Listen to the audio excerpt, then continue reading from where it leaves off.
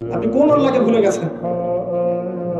আমি অনেক লেকচারে বলেছি, প্রায় বলি কথাটা যে আল্লাহ পাক ছাড়া সত্যিকার অর্থে আমাদের আপন বলে কেউ নেই।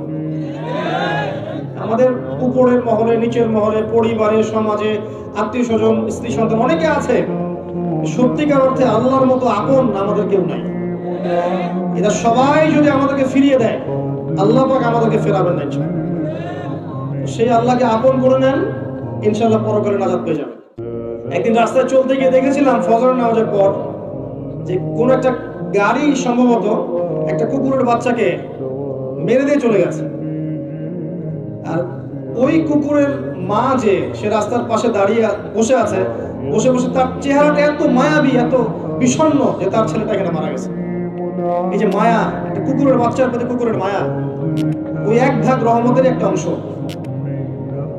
এই এক ভাগ রহমত আল্লাহ পাক আমাদের সবার মধ্যে দিয়ে দিয়েছেন। আর বাকি 99 ভাগ রহমত আল্লাহ পাক রেখেছেন কিয়ামতের মাঠে। এই রহমত দিয়ে আদম সন্তানকে মাফ করে দিবেন ইনশাআল্লাহ।